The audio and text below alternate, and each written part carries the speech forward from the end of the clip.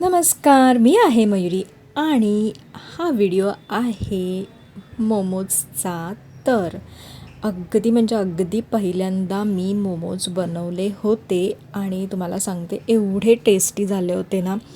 चटणी तर ती बनवली होती मी बनवली होती. का बनवली होती, कशातून मी बघून बनवली होती ते मी तुम्हाला पुढे सांगेन. पण बिना चटणीचे सुद्धा ते मोमोज खावेसे वाटतील असे इतके टेस्टी बनले होते. तर आपण आता रेसिपी बघूयात. तर मी इथे कढईमध्ये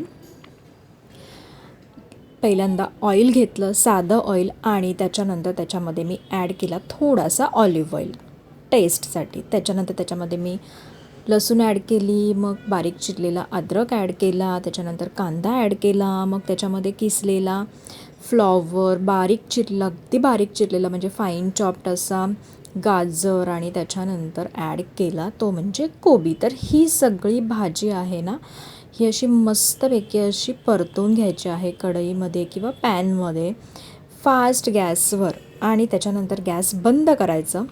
परतवून झाल्यानंतर आणि त्याच्यामध्ये थोडासा अगदी अर्धा चम्मच मी विनेगर घातला होता फॉर टेस्ट, बाकी काही नाही. खूप छान टेस्ट येते.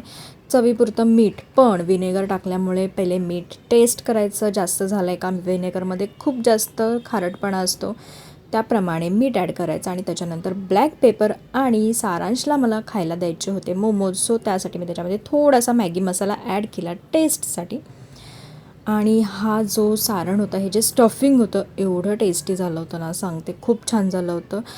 पण अनफॉर्च्युनेटली आम्ही दोघांनीच खाल्लं, बाकी कोणाला टेस्ट करायला राहिलेच नाही. सारांशनी तर खूप खाल्ले, त्याला पण खूप जास्त आवडले. तर इकडे स्टफिंग झाल्यानंतर इथे चटणीसाठी मी तर पातेल्यामध्ये 2 टोमॅटो, 4 लसणीच्या पाकळ्या, काजू 2 अख्खे, अद्रकचे तुकडे, मिरची, हे असं मी पाण्यामध्ये उकळायला ठेवलं होतं. त्याच्यामध्ये अजून मी घेतले होते ते म्हणजे शेंगदाणे घेतले होते भाजलेले, त्याच्यानंतर थोडेसे अगदी अर्धा चम्मच तीळ घेतले होते, आणि कोथिंबीर घेतली होती, चवीपुरतं मीठ टाकलं होतं, आणि ही अशी मस्त अशी चटणी बनवली होती. चटणी बनवून रेडी झाली होती. आणि ही चटणी मी तुम्हाला सांगते कोणामध्ये मी जो ब्रिष्टी होम म्हणून जो काही चॅनल मी बघते, त्याच्यामध्ये त्यांनी जी काही चटणीची रेसिपी दाखवली होती, त्यातली थोडीशी काही इन्ग्रेडियंट्स मी त्याच्यामध्ये घेतलेले आहेत. अगदी 100% नाही, कारण का सगळं माझ्याकडे अवेलेबल नव्हतं. पण चटणी एकदम भारी झाली होती. पण तुम्हाला सांगते, मोमोजचं स्टफिंग जर परफेक्ट असेल ना, तर चटणीची गरज नाही पडत. तर स्टफिंग हे असं मस्तपैकी भरून घेतलं.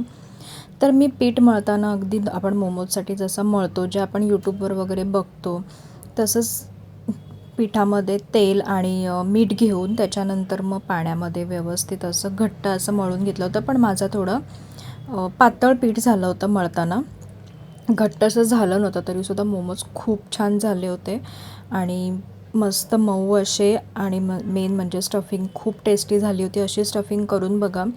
अगदी म्हणजे फास्ट गॅसवर सगळं स्टफिंग फ्राय करायचं आहे, खूप जास्त शिजवायचं नाही आहे. आणि सगळे मोमोज असे फटाफट बनवून झाल्यानंतर त्याला वरतून मी थोडं ऑइल लावला. पीठ मळतानासुद्धा मी पिठामध्ये ऑलिव्ह ऑइलच वापरला होता, आणि जेव्हा मी तडकामध्ये सुद्धा साध्या ऑइलसोबत ऑलिव्ह ऑइल वापरला होता. आणि जेव्हा मोमोजला वरतून मी जेव्हा तेल लावत होते, तो सुद्धा ऑलिव्ह ऑइलच होता. सो असं सगळीकडे मी ऑलिव्ह ऑइलचा वापर केला, कारण का मला थोडं टेस्टी, अजून टेम्पटिंग, थोडं टँगी पाहिजे होतं. त्यासाठी मी थोडा वेगळा प्रयोग करून बघितला तेलाचा, आणि खरं सांगते खूप भन्नाट, खूप भारी मोमोज झाले होते. फक्त सॉससोबतसुद्धा खाऊ शकता किंवा नुसते मोमोजसुद्धा खाऊ शकता, इतके टेस्टी मोमोज झाले होते. नक्की ट्राय करा ही रेसिपी, आणि तुम्हाला ही रेसिपी कशी वाटली हे कमेंट करून सांगा. बाय.